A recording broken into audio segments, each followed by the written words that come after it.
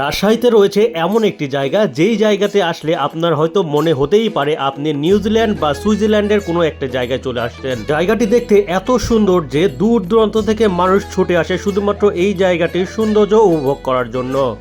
না এখানে আমি অনেকবার আসছি, মানে বলে শেষ করতে পারবো না, হাজারবার আসছি। দূর দূরান্ত থেকে অনেকেই আসে শুধুমাত্র এই জায়গাটির সৌন্দর্য উপভোগ করার জন্য। আসলে যেহেতু আমার বাসা শহরে একটু গ্রাম্য পরিবেশ, নিরিবিলি জায়গা, বা এটা একটা চর অঞ্চল, মানে অনেক সুন্দর। আপনি চাইলে এই জায়গাতে সুন্দর সুন্দর ভিডিও করতে পারবেন, ছবি উঠাইতে পারবেন এবং আপনার একটি সুন্দর মুহূর্ত কাটাইতে পারবেন। আমার জীবনে মানে আমি সব জায়গায় গেছি, কিন্তু সবচাইতে প্রিয় জায়গা মানে এই নদীর ধার, মানে এই নদীর ওই পারে যে মানে ঘাট আর কি, এই ঘাটে আমি সব সময় বসে থাকতাম আর এই পারেও বেড়াতে আসতাম যখন সময় পাইতাম। তো আমার প্রিয় জায়গা যে ভাইরাল হবে এভাবে আমি কখনো ভাবিনি আগে। জায়গাটির নাম চর খিদিরপুর, যেটা মিডিল চর হিসেবেও সবাই জানে। এই যে চরটা, এই চরটার নাম কি? এটা হলো খিদিরপুর চর। চর খিদিরপুর। আচ্ছা, অনেকেই এটাকে এখন মিডল চর বলে, তাই না? আজকে আমরা এই মিডিল চর সম্পূর্ণ ঘুরবো এবং এই মিডিল চরের সম্পূর্ণ সৌন্দর্য আপনাদের সামনে তুলে ধরবো।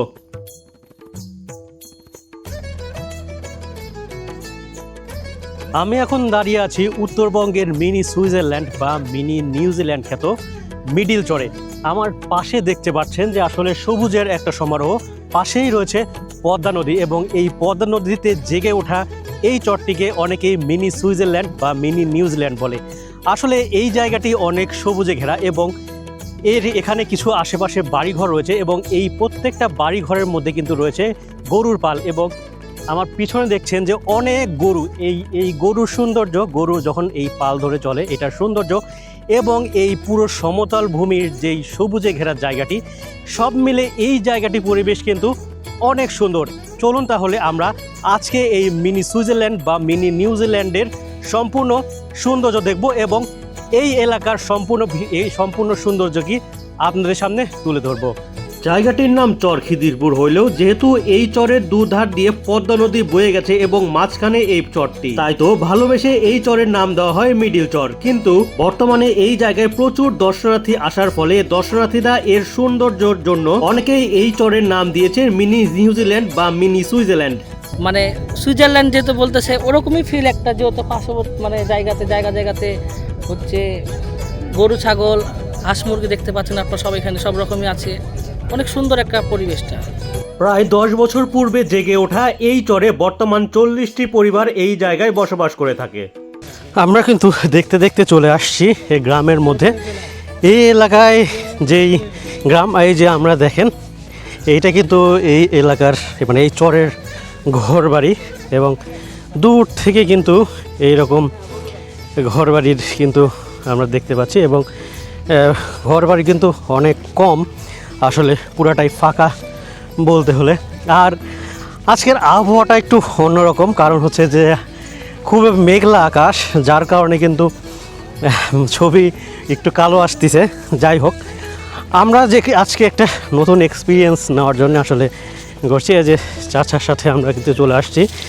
আমরা এখানেই আজকে রান্না করব এবং এইখানেই আমরা খাওয়া দাওয়া করব, দুপুরের খাওয়া দাওয়া। এই জন্য আমরা হচ্ছে সব কিছু কিনে নিয়ে কিন্তু আমরা এই গ্রামে চলে আসছি এবং এইখানে আমরা এই সুন্দর প্রাকৃতিক পরিবেশের মধ্যে কিন্তু আমরা হচ্ছে যে আজকে এইখানে আমাদের দুপুরে খাবো এবং সারাদিন আপনাদের এই চরের মানুষ এবং চর মানে চরের সব কিছু আমরা আজকে এখানে দেখাবো এবং চরের সৌন্দর্য দেখাবো। আসলে আমি শুধুমাত্র একটা জিনিস চিন্তা ভাবনা করছি, সেটা হচ্ছে যে এই চরে এত দুর্গম একটা চর, যেইখান থেকে যদি নদী উত্তাল থাকে তাহলে তো কোনো কথাই নেই, উত্তাল ছিল না আজকে সেই রকম, তারপরেও কিন্তু আমাদের এখানে আধা ঘন্টার উপরে লেগেছে এবং এখান থেকে কিন্তু হেঁটে আসতে আরও প্রায় আধা ঘন্টা, প্রায় 1 ঘন্টার মতো শুধুমাত্র নদী পার হওয়ার জন্য লেগেছে।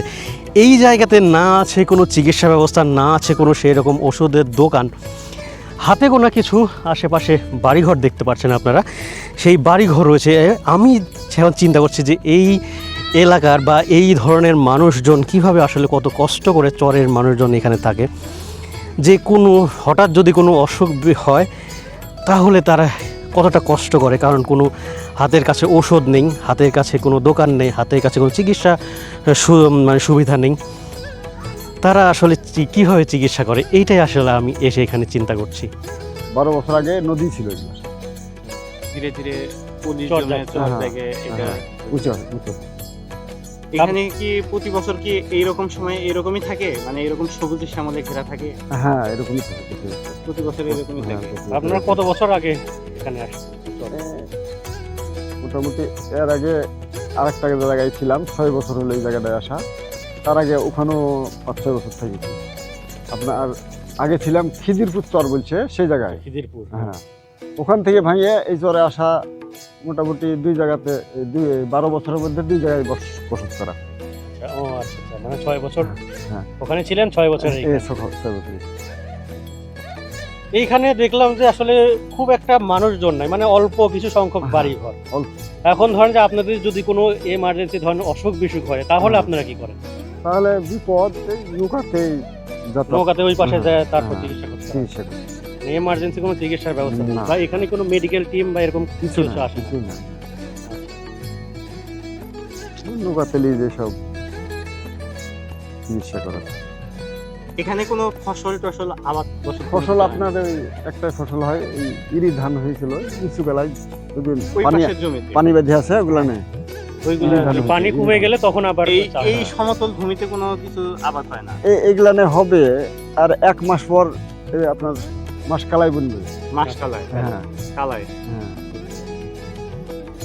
ওই সব মাটি কালাই বুনবে।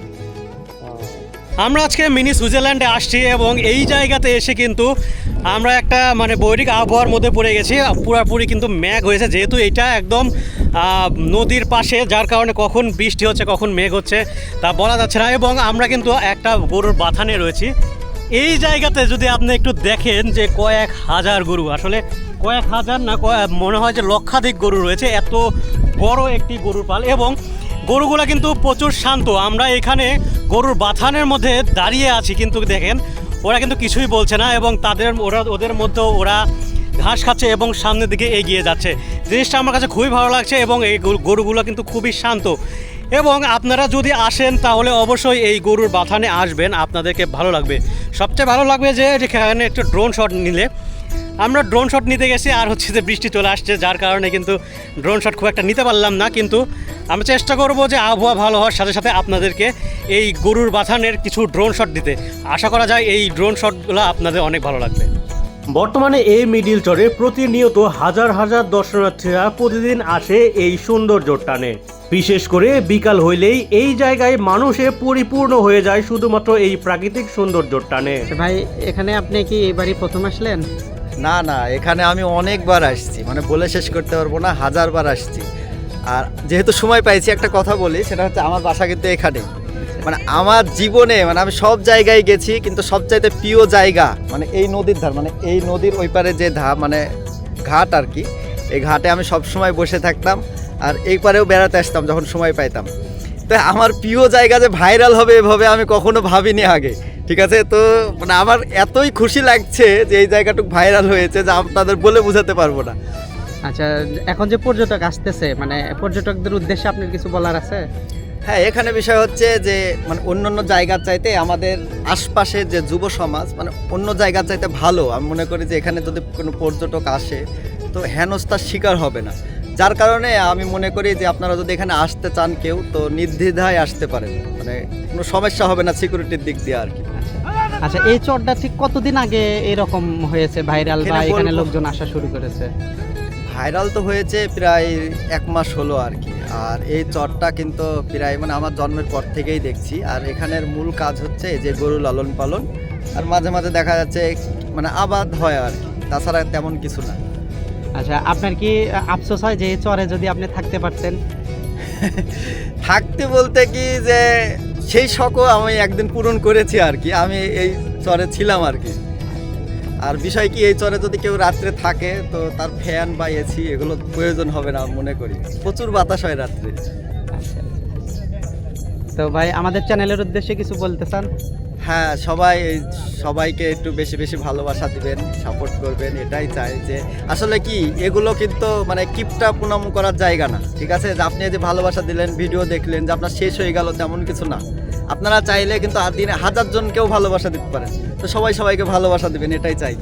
আপনারা যারা আসবেন অবশ্যই নৌকায় করে এই জায়গাতে আসতে হবে। এই জায়গার পদ্মা নদী কিন্তু বিশাল এবং বর্তমানে বৃষ্টি হওয়ার কারণে পানি কিন্তু অনেক গুণে বৃদ্ধি পেয়েছে। তাই তো যারা আসবেন অবশ্যই সাবধানে এই জায়গাতে আপনারা আসবেন। রাজশাহী এই যে বন্দরে এসে একটা জিনিসই ভালো লাগলো, সেটা হচ্ছে ওনারা কিন্তু এই যে লাইফ জ্যাকেট কিন্তু একটা সাপ্লাই দিছে এবং হচ্ছে যে দুই পাশে যখন আমরা প্রথমে যখন গিয়েছি তখন কিন্তু আমরা যদিও পাই নাই, কিন্তু আসার পথে কিন্তু আমরা লাইফ জ্যাকেট পেয়েছি, যেটা কিন্তু অনেক ভালো লাগছে।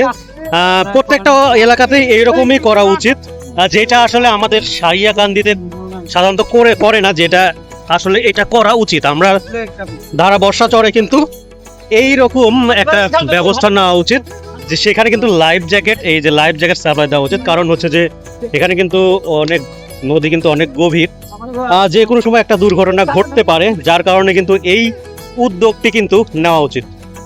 আমরা আজকে সারাদিন এই মিডিল চরে ঘুরলাম এবং এই মিডিল চরের সৌন্দর্য উপভোগ করলাম। আপনারা যারা নতুন আসবেন তাদের জন্য কিছু কথা বলে রাখি, অবশ্যই সঙ্গে করে ছাতা নিয়ে আসবেন, কারণ নদীর ধারে কখন বৃষ্টি চলে আসে এটা হয়তো আপনি নিজেও বুঝতে পারবেন না। এছাড়াও এই জায়গাতে কোনো ভারী খাবার পাওয়া যায় না, অবশ্যই দুপুরের খাবার খেয়ে আসবেন বা সঙ্গে করে খাবার নিয়ে আসবেন। এইখানে শুধুমাত্র শুকনো জাতীয় খাবারই পাওয়া যায়। এই যে এই চরটার নাম কি? এটা হলো খিদিরপুর চর। খিদিরপুর চর খিদিরপুর। চর খিদিরপুর। আচ্ছা, অনেকেই এটাকে এখন মিডল চর বলে, তাই না? আচ্ছা, এটা কতদিন ধরে এই চরটা মানে জেগে উঠেছে এখানে? এই চরটা বহুদিন জাগিয়ে উঠেছে। এইসব লোক ছিল, এই বাড়িঘর ছিল আপনার এই নদীর ওই পার। ওটা হলো খিদিরপুর, আসলেই এটা খিদিরপুর। আচ্ছা, এদের বাড়ি ঘর ভাঙার পর এই চর এসেছিল, এছাড়া কোনো বাড়িঘর ছিল না। ছিল না। এই জায়গাটাতে মোটামুটি যে এক বছর পর আবার জাগিয়ে ওঠে, এখন আবাদ করে মানুষ। আচ্ছা, এই জায়গার মানুষের এখন প্রধান যে মানে ধরেন যে কাজটার উপর নির্ভর করে, কি কাজের উপর নির্ভর করে মানে তারা এখানে? কৃষিকাজ বা এগুলা বলতে গেলে হচ্ছে বহু হিস্ট্রি। আচ্ছা আচ্ছা, বুঝতে পেরেছেন? কেউ এখানে পেন্সিলের ব্যবসা করে, কেউ গরুর ব্যবসা করে, আচ্ছা কেউ জমজুরিত করে, কেউ লোকের পাট খাটে, এরকম। যেরকম যে আমি ওদিকে কাজ করি, শহরে কাজ, আমার ওই পারে বাড়ি, এপারে আমার বাপের না হলে 50 বিঘা জমি আছে। এখন আমি জমি গেলে দেখতে যাবো, এই তো আর 20-22 দিন পর কালাই বেনবো। এই কালাই বোনার জন্য জমি গেলে জমি আমার এখানে জমি এক দেখি ছবি আছে। আচ্ছা, চাচার বাসায় কি এখানে? না, আমার বাসা ওই পার। আচ্ছা, এই পারের এই যে মানে আপনি যে আসেন, আপনার কেমন লাগে মানে এই চরের জীবন? চরে আমার জমি, চরে জন্ম, চরে আবাদ করতে ভালো লাগে আমাদেরকে, ফসল হলে ভালো লাগবে। আচ্ছা, আপনার কি এমনিতে কোনো আক্ষেপ আছে যে না আমার ভালো লাগে না এটা? না না না না, কোনো আক্ষেপ নেই, আলহামদুলিল্লাহ। চাচার কথা শুনে আমরা বুঝতে পারলাম এইখানে কিছু অবৈধ ব্যবসাও হয়ে থাকে, যেহেতু এই চরটি পার হলেই আরেকটি চর রয়েছে এবং তারপরেই ইন্ডিয়ার মুর্শিদাবাদ এলাকা। তাই তো যারা দর্শনার্থীরা হিসেবে যাবেন তারা অবশ্যই এই বিষয়ে সাবধানে থাকবেন। প্রাকৃতিক সৌন্দর্যের টানে যেন কোনো দুর্ঘটনা না ঘটে সেই দিকে অবশ্যই আপনারা খেয়াল থাকবেন। সো গাইজ, আজকে সেই মিডিল চর থেকে আমরা বিদায় নিচ্ছি। আজকে সারাদিন আমরা ঘুরলাম, খাইলাম দালাম এবং হচ্ছে যে এই মিডিল চরের সকল সৌন্দর্য আপনাদের কাছে তুলে ধরলাম। আজকের মতো এ পর্যন্তই। সবাই ভালো থাকুন, সুস্থ থাকুন, দেখা হবে নেক্সট কোনো ভিডিওতে। আসসালামু আলাইকুম।